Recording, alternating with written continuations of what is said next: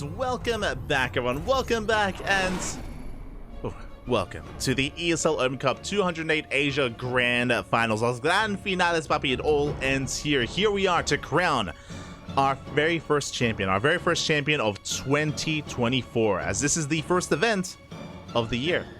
Happy New Year's, everyone. Happy New Year's, and here we go. Spawning in the top left-hand corner of Oceanborn, we have the South Korean Terran player, the Blue Terran, representing Team Cloud9. It is GuMiho.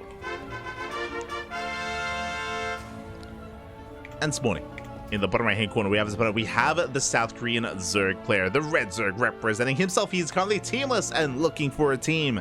Reach out if you happen to be a team owner. Definitely worth it. Definitely worth it making it to the finals here. It is DRG.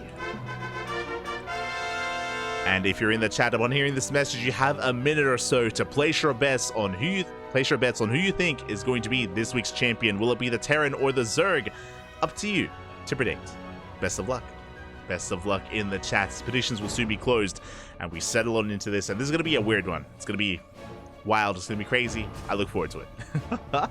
So, GuMiho, I'm sure you're aware, is a very unique player, has a very unique play style as well, is more than willing to play out these more quirky, unorthodox builds and styles, very unique to GuMiho himself. Very few players emulate GuMiho, very few players attempt or even think it's good to emulate GuMiho. He's a very chaotic player, is willing to play mech, willing to play bio, willing to play a hybrid style as well, and these kind of weird offbeat timings and all-ins and pushes. Very unpredictable player. Now, when it comes to the history, between these two players, I have an alarm going off for some reason. When it comes to the history between these two players, they are pretty neck and neck when it comes to their overall score. For those that are curious, when it comes to their head-to-head, it is pretty close. It is, I want to say, 55% in favor of DRG. I want to say 55%. So, I mean, that's barely anything. That's that's pretty close. It's pretty 50-50 between these two players. So a bit of a coin flip. We'll see who takes it first. Most recently, DRG did defeat GuMiho in the Masters Coliseum qualifiers for the Korean regionals for Masters Coliseum. But before that, GuMiho won. Before that, DRG won. Then GuMiho. Then back and forth, as you know. So I expect to see a close one, and I'm hoping this goes to the ace match. I'm hoping for a back and forth best of 5. Behind this, we have a 3cc before starport, so a very economic opener out of GuMiho. Very economic. Very standard as well. Ooh, never mind. Okay, it's going to be a 3cc 2-1-1. It's been a while since I've seen this, I'll be honest. It's been a hot minute. So for those that are curious, after the CC, very economic opener, we're going for a delayed starport. Delayed starport into faster stim, into faster bioproduction. Now, this does mean that we're going to have less Hellions to work with, because we should be going for an add-on swap. I believe we go up to 4 Hellions and then add-on swap. So GuMiho will have less of a map presence. He will have very much so a minimal map presence on the map to harass and to punish and to poke away at the creep. But we'll be building up towards a very fast bio army, and he'll be hitting a timing with stim and medevacs. I assumed he would make 4 Hellions. He goes for an earlier add-on swap, only making 2. So only 2 Hellions are out. Again, just very minimal presence here from GuMiho in favor of hitting a bit of a stronger timing with his bio push. Now, because of this, DRG can get away with a lot. If DRG realizes what's going on, if he realizes how few Hellions there are, he can drone, he can skip lings, he can make as few lings as possible, just drone up hard, take a 4th base, and GuMiho won't be able to punish him. That's only if DRG realizes what's going on. As you can cut quite an amount of corners when you're up against a 3cc 2-1-1 build.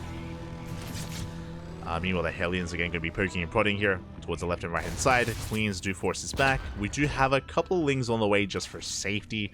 We're droning. Behind this, we can go into faster Evo chambers if we so chose to. 3rd CC has been spotted. We are aware. And DRG, he's playing it safe. Instead of going for double Evo chambers, he's going for a lair. Okay, so he's going to be going for a lair first, which should be leading into an eventual Bailey Nest. There it is. Bailey Nest is on the way. For fast bailing speed, and we're going into delayed Evo chamber upgrades. So a very safe play here out of DRG. He could have tried to cut some corners, but opted not to. He's going to be respecting GuMiho quite a bit. Behind this, GuMiho getting his third up and running, getting into his own double upgrades with double eBays. DRG's upgrades are going to be a little bit delayed, again, just because he was playing it out safely. It is something he could have tried to go for earlier, as GuMiho is now hitting the field with that double medevac drop. This is what we've been building up towards. And throughout all of this, DRG has been spreading creep. Again, nothing to deny this creep spread. It has already been reaching that halfway mark across the map. Double drop comes in though. But Queens are in position, Lings as well. We do focus them down. Where's the transfuse? DRG missing that first transfuse was a pretty big deal. But he will still force this back. Cleans up the Marines, forces back the army. At the same time, Lings are across the map. He catches the Hellions. Ooh, when he does threaten that mineral line, very little to defend here back at home. Forces out a stim, only 3 Marines. But DRG doesn't go for it. I do think this mineral line was a little bit vulnerable, but DRG plays it safe, does back off. He retreats, he's droning, getting his 4th up and running, and getting into 1-1. Ooh, fast infestation pit here. Let's go. Looks like DRG wants to rush into a hive, potentially go Link Bane into Ultra, and just skip Hydras entirely. We'll see. We'll see if we do skip those Hydras. For now, drop play continues. The first double drop was okay, but the problem is that we lost a lot of Marines. Look at that. 12 Marines for a Queen and 12 Lings. Like, that was not an efficient trade here for GuMiho. It's not the best first drop, but we have another drop on the way. 4th CC in production. GuMiho is not going for a 3-base all-in.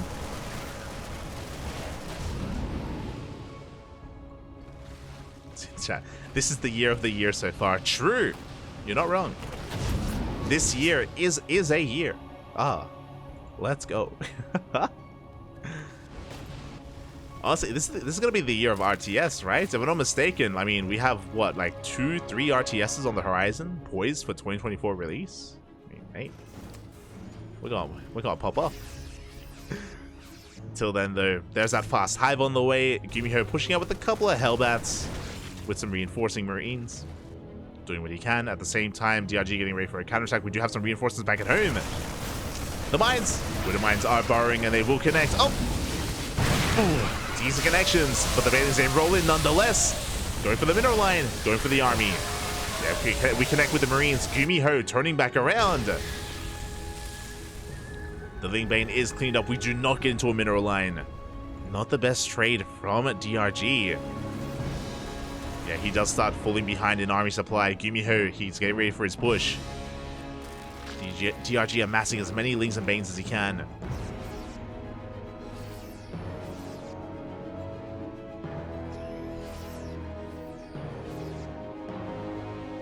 As GuMiho rotates over towards the south. So we're going for a bit of a split push. We have a pretty hefty army here on the left-hand side. We have a single drop full of Marines on the right. We'll see if we can gain some ground. We'll see if we can gain some value. A lot of creep is receding. Again, 3 Widow Mines behind us at the same time. A big Link counterattack. Not much to defend back at home. The Baelix, they do crash in. Mine shots are baited out, and the Lings, they bust into the natural. But once again, we don't really kill too many SCVs. Yeah, the Lings are on a move here at the wall. 2 SCVs go down. We finally get on top of the workers. At the same time, DRG, he is pushing. He rocks up with the rest of his army. Does he have enough? It looks like he may. The Widow Mines, but not enough connections, and DRG, he busts into the natural base. There's not enough here to defend. And this time we will kill workers. We get on top of the production, getting into the main mineral line as well, and GuMiho, everything is on fire. We have Lings in the natural, Lings in the main. Marines, as they pop out, they do get shut down, and we also get on top of the 4th base. The planetary is not done. GG gets called. DRG pulls GuMiho apart.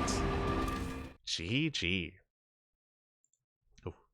And this just goes to show a little bit as to why 3cc211 is not a common opener. It is very much so uncommon, and I was really excited to see GuMiho whip it out. But if you remember, GuMiho, upon losing his first double drop, he loses so much momentum. So much momentum. He again has no Hellions to reinforce back at home, a delayed factory production as well.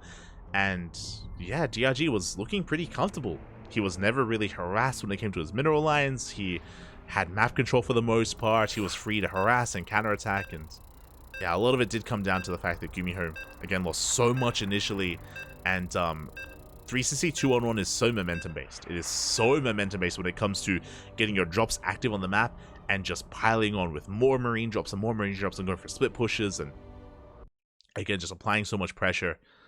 Something that GuMiho lost really early on is that pressure, is that momentum. And now here we go, we're getting into game number 2. And I'm sure we're going to see a very different opener this time from the Terran. Here we go, spawning in the bottom right hand corner of side Delta, we have the South Korean Terran player representing Cloud9, the red Terran. It is GuMiho. And spawning in the top left hand corner, we have his opponent, we have the South Korean Zerg player, currently teamless, deserving to be on a team. If you're out there, Maturino, just saying. Club Envy, Cloud9, look out for him. He is DRG. Let's go. But again, I expect a very different opener here from GuMiho. Maybe just a standard 3cc Banshee opener, or into a 2-1-1 initially without that third command center. We'll see where GuMiho does take us. Again, he is a man of many builds, of many talents, and something that he is unpredictable. Very rarely does he do the same build 2 games in a row. So I want to believe that he will be able to bring something new to the table with a little bit more success. The other thing as well to bear in mind as we get into this and we have a standard hatch gas pool is that this is the best of 5. Plenty of games ahead of us, plenty more to come here. Even though DRG has a lead, we have some room to work with, and you know, GuMiho doesn't have as much pressure on him yet.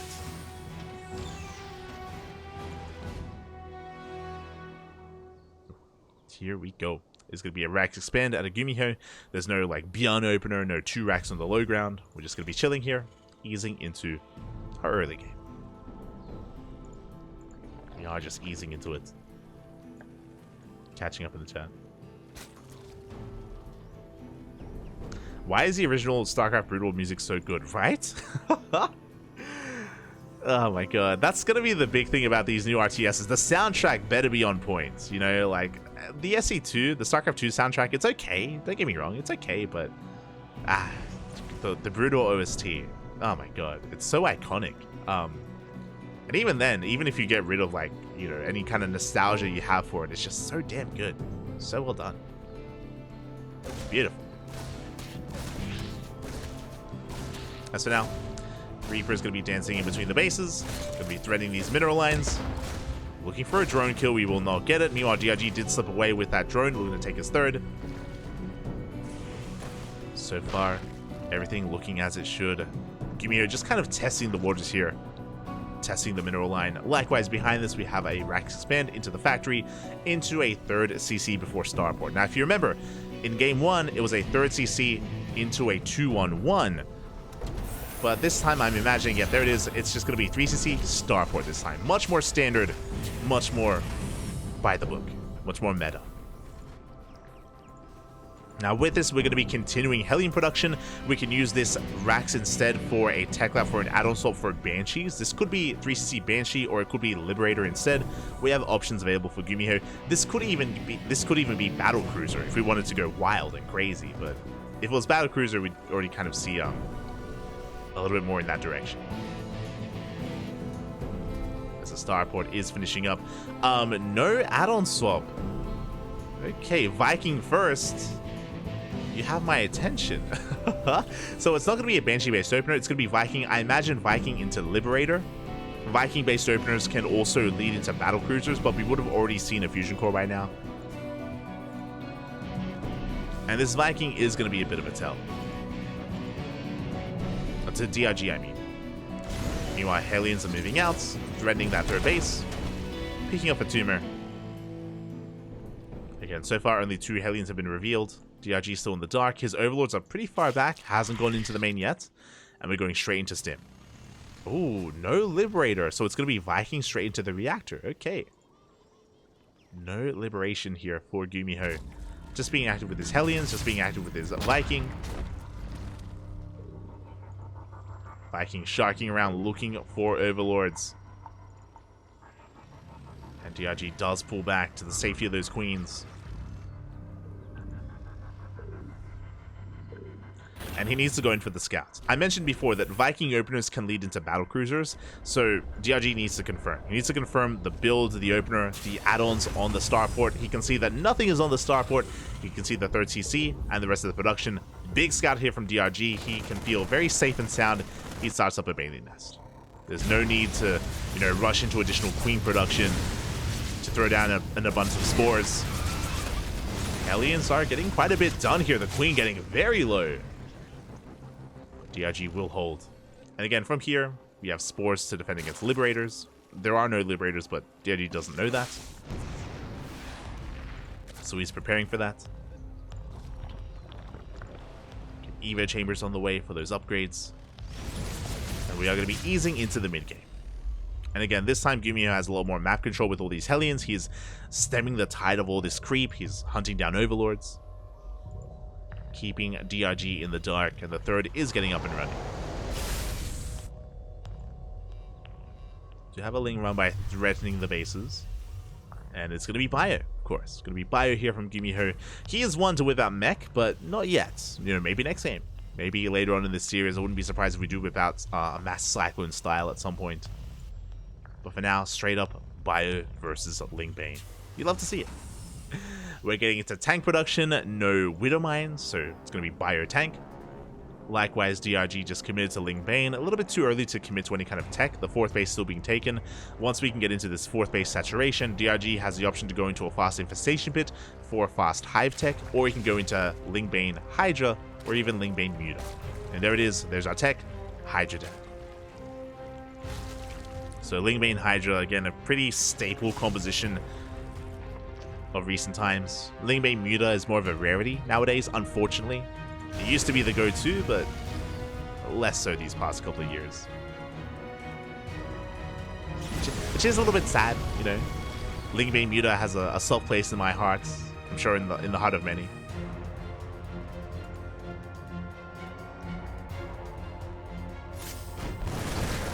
Hearts of many. As GuMiho is going to be pushing on the right-hand side, he is spotted. DRG he knows he's going to be rotating over with his army, amassing more Ling Bane, investing into his Hydra upgrades as well. GuMiho only on 5 Raxes, I believe. Yeah, only on 5 Raxes, working on his gases. And behind this army, behind this push, he should be throwing down a 4th CC. Tanks are sieging, does get an eye on these Banelings. They're going to be denied. Big catch here from GuMiho. Shuts down the Banelings, pushes towards that board. We have some Ling Bane, I'll pick up. Do save most of those Marines when we get on top of the tanks. The tanks are exposed and we do collapse on them. Yeah, Hellbat's out of position. They were not there to support. And DRG will clean this up. Cleans up the tanks and Hellbats. The Marines do survive. We're going to be dropping into the main. Meanwhile, Infestation bit behind this to go into Hive Tech. This drop has potential, but yeah, DRG a little bit late to react. A little bit late to respond. The Marines, they get into that mineral line. They shut down maybe even the gas geyser. Going for the Lings. A very nice trade here from GuMiho, and he has momentum on his side. He's going to be catching these queens. DRG bleeding out far too much. Yeah, the queen's going to be going down. That was 55 Lings for 10 Marines. Ay, ay, ay. The base is going to be going down, and GuMiho is looking to snowball out of control. You have us around. Get on top of the tank. The tank will fall. That was a kill, not a cancel on that hatchery. And we just pick up and drop back into the main, abusing this position. DRG having a really hard time keeping up. The medevac does survive. Yeah, without Banelings, we can just stand and fight these Lings. Again, DRG, he has a high worker count, but he needs another base. He needs a little bit of room to breathe to actually produce his army. DRG is on the back foot. GuMiho is just building up his second wave, his second army, and now we're pushing. And once these drops get across the map, I worry for DRG. I just worry that he's just been bleeding out far too much at this point. These trades have just not been good enough for the Zerg.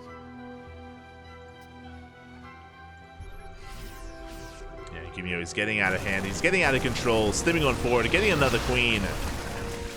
We're down to 4 queens, just enough to inject each of these bases. The Lings, they engage once again. Good target firing on the Bailings. And DRG, he's broken this fourth. He's broken through. Reinforcements are on the way. It looks like we can barely hold on to this. At the same time, another army here towards the south. The Bailings. Bailings will not connect. They shave off some Marines. But again, GuMiho still up 20 supply. Oh, it looks like GuMiho did lose his Marines towards the north. That was a bit of a misstep there from GuMiho. So DRG is fighting back. But this time we're pushing with tanks. This time the tank army is arriving. DRG is trying to get into lurkers, into vipers. This is a way to recover, to stabilize, to slow the game down with lunkers. But DRG needs time. GuMiho, he's here. He has arrived. He's going to be spending some time though clearing up this creep. Vipers are about to pop out. They still need a little bit more breathing room here to actually gather up that energy. Uh-oh, where's the army? There's nothing towards the south. DRG out of position. Yeah, this hatchery's gonna fall. Big pickup here from GuMiho. Big reaction out of DRG, bringing everything over to respond. And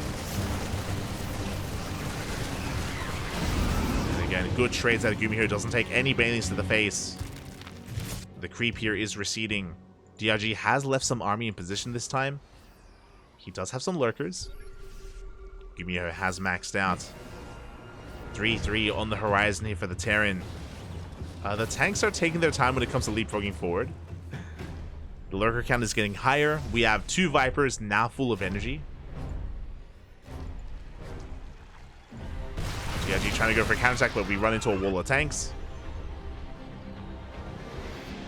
Is no counter damage available. But DRG has also maxed out. So both players have hit 200 supply. Who do we favor? There's going to be a big 3-3 timing for GuMiho. He does get eyes on the lurkers.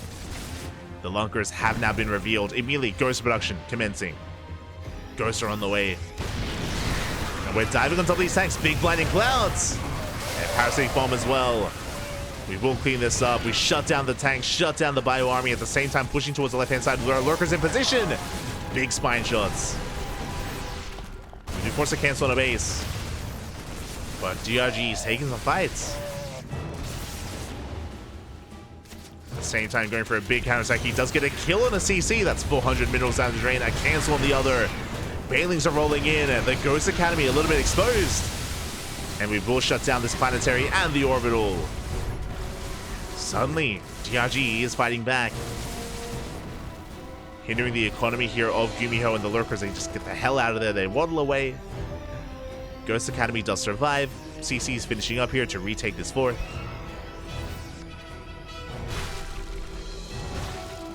And we are continuing lurker production. Now, when it comes to the army composition of GuMiho, it's okay, but we do need more ghosts. We need more ghosts. We need more liberators. So far, tank, bio, ghost here.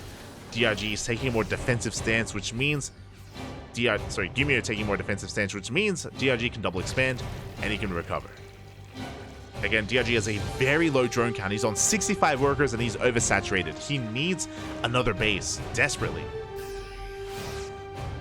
We'll see if he can get it. As GuMiho, I would still say that GuMiho is in the driver's seat for the most part, as long as he can deny these bases. He has been, but can he continue to do so? DRG, oh my god, did you see that? That was some dropper lords on the way. I think it was a mistake. We do not have overlord speed. I got excited for a moment. I was like, yo, we're going for like a lunker drop into the main. I mean, they're on the way, I guess, but it's gonna take a while there. By the time we get into game 3, maybe game 4, they'll arrive. We'll get there. They're coming, Bobby. They're coming.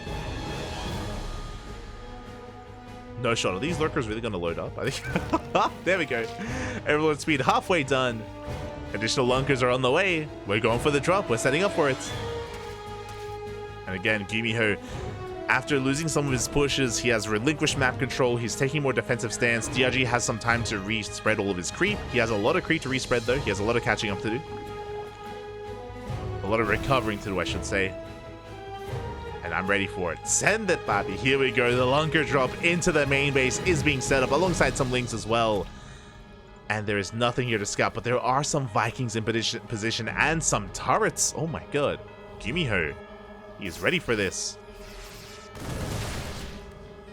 Ling does spot the main army. At the same time, we're pushing on the right-hand side. DRG is being forced back, but this is drawing away the attention of GuMiho, which is creating an opening. GuMiho's attention is here on the main army of DRG. Ghosts are coming in. Oh, the snipes. Oh, we do snipe one of those Vipers. Big pickoff. But here comes the drop. Again, we got a ring of turrets. We can try to force our way through. But potentially an Overlord is going to be going down. Oh, there it is. One Overlord does fall. Second as well. Does unload. And the Lurkers, they get into the main base. GuMiho racing back home. And we are trying to take control of the production. Big emphasis on try, though. Again, it's not a Nidus, which means we can't just evacuate. Lurkers are spreading out, but do we have detection? We do not. Big scans. Lurkers are going to be going down. I don't think this was worth it from DRG. Yeah, every single Lurker is going to be falling. And what did we accomplish? We killed 8 SCVs and a handful of production. As we clean up every single Lunker. Oh, a questionable move there from DRG. Gonna be coming in with the rest of his army. Bailey's they do get into the middle line. Bailey's they crash in. The Ghosts! There's no detection. The Ghost will survive, and GuMiho is pushing right through the middle. He's ignoring those Lurkers. Or at least he was. He's turning back around. He wants to collapse on the Lurkers. Wants to try to collapse here. A couple of Ghosts go down. No detection for either player. The Ghosts and Lurkers. Oh, there we go. There's the scan. And again, GuMiho pushing through the center. No Lurkers to defend. Without Lurkers, without Ling Bane. Oh, the Blinding Cloud. Can DRG hold? Can we survive? Lings, they're breaking in. They're getting into the natural base. 18 SCVs go down here at the third. Lurkers finally going down here, but it looks like we have held. DRG, he does force back the army, gets into the natural base. SCVs are falling left and right. The Lurkers are still alive. How? These Lurkers, they refuse to die. Finally, they go down. But GG gets called. GuMiho lost far too much, and DRG takes a further lead in this series, 2-0. GG. Oh my god. Ooh, GG, well played. Dong Regu, one game away from taking this entire series and becoming the very first ESL Open Cup Asia champion of 2024. Can he pull it off, or can GuMiho fight back? Again, GuMiho had a lot of momentum in that last game. He was pulling DRG apart left and right, crippling the economy, shutting down bases, trading very well. And then DRG got into the Lurkers. The Lurkers, they're a good way to just stabilize, to turtle up, and to force back the Terran player, to force him to back up and give you breathing room. That's exactly what happened. DRG recovered, he clawed his way back in, and with that, he was able to bring it back here. And now uno más, one more is all he needs.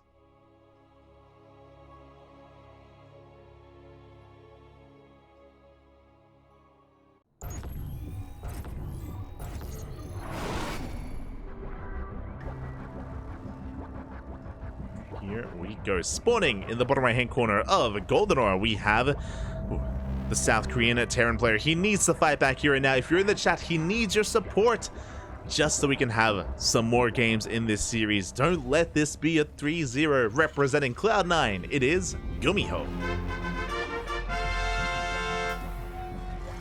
And spawning in the top left hand corner, we have his opponent. We have the South Korean Zerg player, the Blue Zerg, leading the series 2-0, one game away from becoming our very first champion of the year of 2024. The Blue Zerg player currently teamless. Get him a team. It is DRG. Here we go.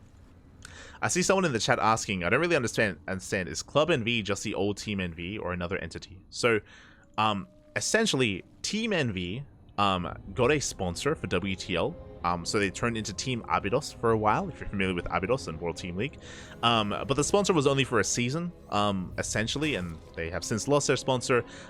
They didn't have enough funding to facilitate and fund all their players. At the time, they had DRG, they had Cure, they had Nightmare. They had a pretty solid lineup, but they did let go of all their players, unfortunately. The only player that's Team NV, that Club NV now supports is Creator. Creator, I believe, is the only player on a salary, just because it's all they can afford. So they do support Creator, Club NV, I should say. Meanwhile, all the other players were kind of sent out and were released. Nightmare found Matcherino for a while. Cure found a home at Team Liquid. DRG still looking for a team, unfortunately. Bunny found Mystery Gaming. Bunny was on Abydos and Team Liquid, and Team NV for a while, but Bunny found Mystery Gaming. So all these players, most of them found teams and found homes, except for DRG, who still is teamless. He's still rocking the clan tag for Team NV, but is still looking for a team. And I was going to say that all the other ex-Club NV players did find a home, except Nightmare did recently leave Matcherino, so technically Nightmare is also looking for a team. As of a couple of hours ago, he did end up leaving Matcherino Esports. But hopefully that does clear things up. As behind this, we are getting into our opener, and we are going for, once again, a third CC before Starport. Now, last game, this did lead into just Viking into Stim. We did not open up Banshee, but that could be available here for GuMiho as we're loading into Golden Ore. I apologize for that small rant, but the openers was standard. It was a hatch gas pull into a third base. Likewise, racks expand into 3cc before Starport for GuMiho.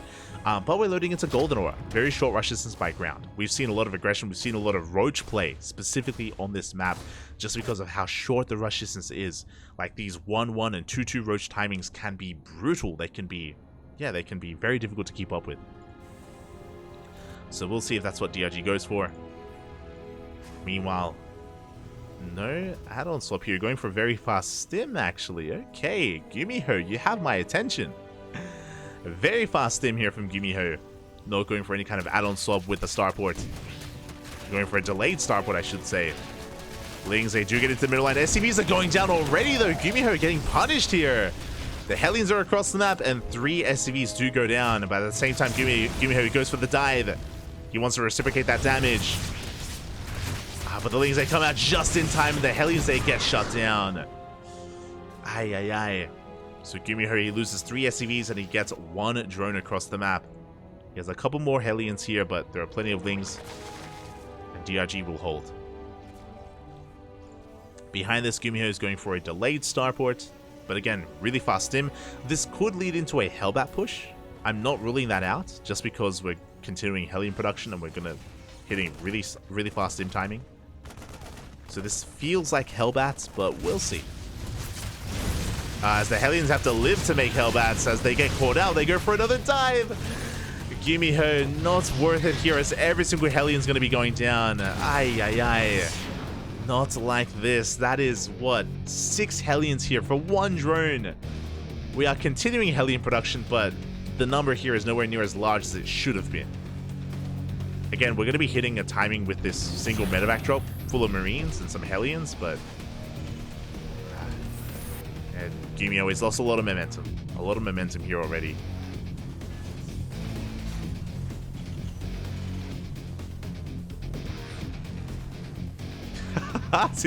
Not just the ESL Asia champion, the only ESL champion of 2024. True, he is going to be the champion of the year. Period.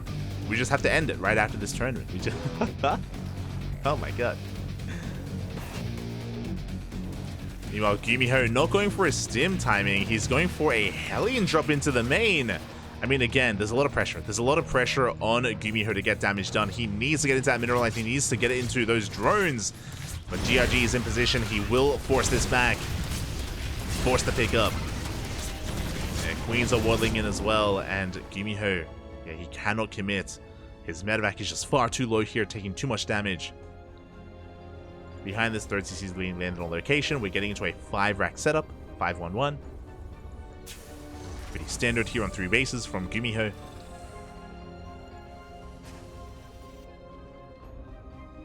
And DRG has been happily droning up to 73. Oh my, that's a lot of workers. His 4th base is delayed though. That's what I will say, is that even though DRG has a really good worker count, his 4th base is delayed. I wouldn't be opposed to double expanding, and there we go. We have the 4th and the 5th in production here for DRG. Desperately needs that 4th. Desperately needs to saturate it.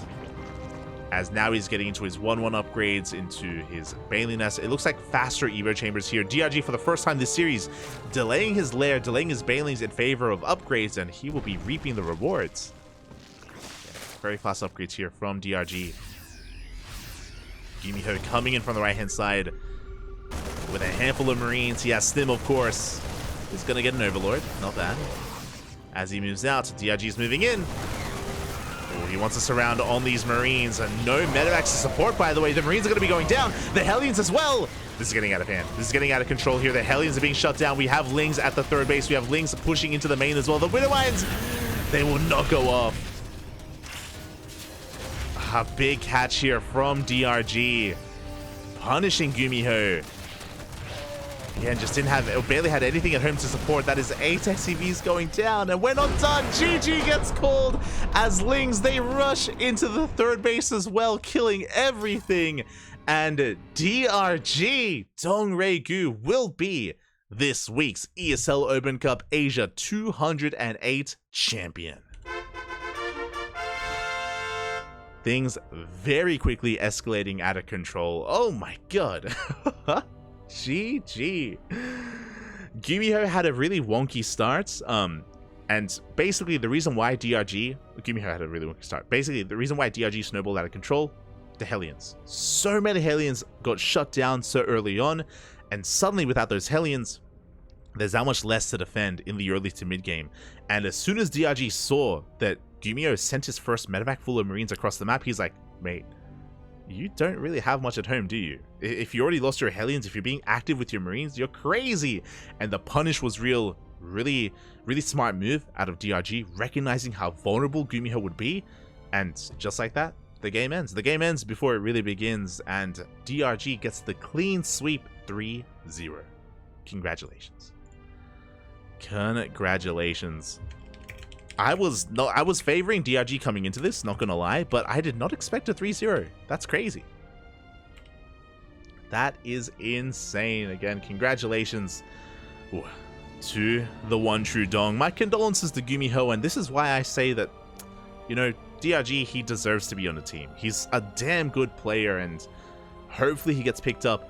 I do think that a really brutal moment for DRG was the fact that he barely didn't qualify for IEM Katowice. Without qualifying for IEM, honestly, he's that much less valuable as a player for some of these teams to pick him up. So we'll see. We'll see. I wish DRG the best of luck. I know he's been improving a lot these past couple of months. He's a really strong player.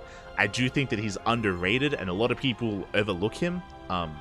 Unfortunately, a lot of people do overlook him, and you know, hopefully he gets the limelight he deserves, and hopefully he finds a home. He finds a team to call home. Fingers crossed. GG, well played.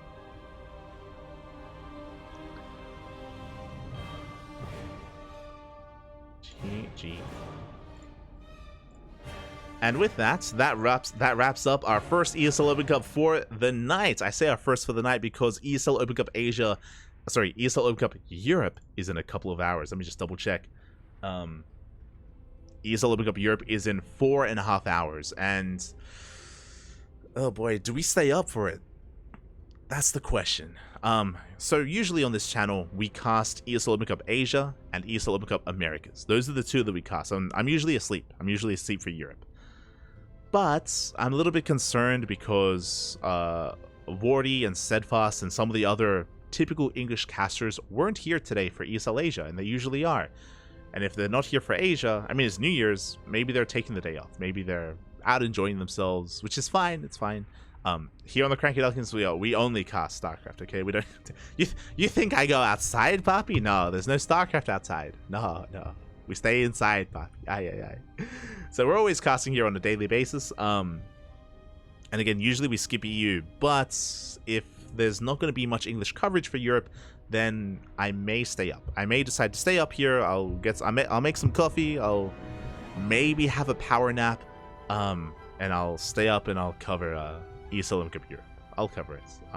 When it comes to ESL Open Cup North America, I might be able to get a couple hours sleep. I'll have a nap and then cover America later on. It's gonna be a intense night of StarCraft. It's gonna, but I'll be here for Europe. I'll be here for Europe. And again, hopefully we get some other English coverage going on, whether it's Steadfast or Wardy or Rotterdam or Zombie Grub or anyone else. Again, I don't blame some of the other community casters out there just because, you know, it is New Year's and I'm sure they want to spend their time with their families and friends and all that stuff, so don't blame them whatsoever. But the show must go on, so yeah, we'll take the initiative to stay up and I'll do my best to stay awake and cover. I will warn you though, for those wondering, it is almost midnight here. ESL Open Cup Europe starts at 4 a.m. here in Australia, starts at 4 a.m. so I'm probably going to be, especially towards the semifinals and finals, I'm going to be straight up tired. I'm going to be straight up loopy. It's happened before where I'm like, it's a 3cc 2-1-1. It's like I'm going to lose it. But we'll be there, and I'll be awake for it. Again, maybe I'll just get like a couple cups of coffee. We'll be fine. Copian. So look forward to that. Again, 4.5 hours, ESL Open Cup Europe will be here. Otherwise, a big shout out to SteelMold in the chat. 61 months. Happy New Year, Papi. Happy New Year. SteelMold, one of our very first subscribers. SteelMold, of course, one of the OG CranKy Ducklings.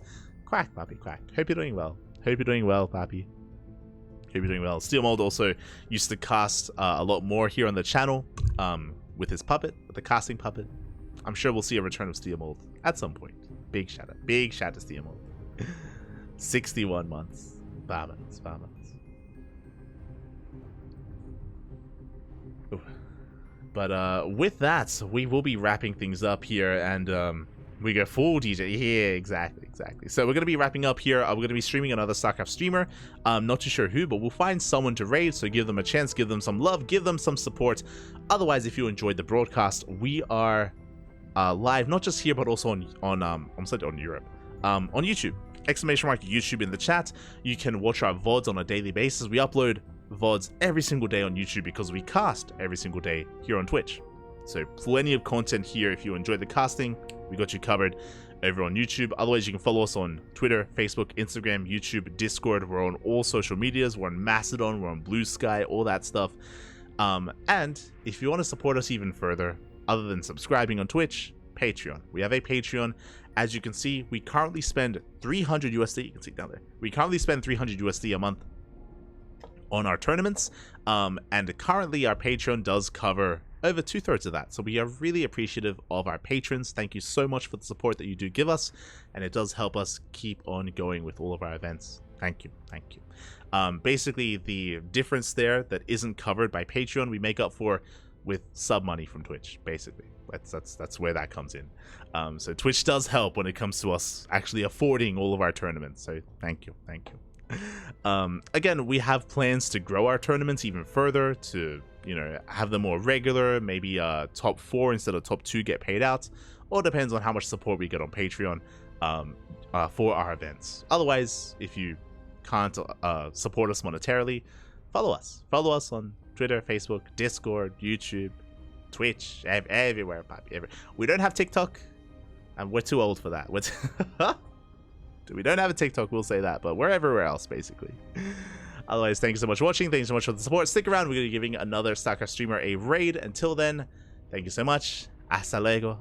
Until next time, Happy New Year's. See you in 4 hours. Bye. Hasta luego, Papi. Hasta luego.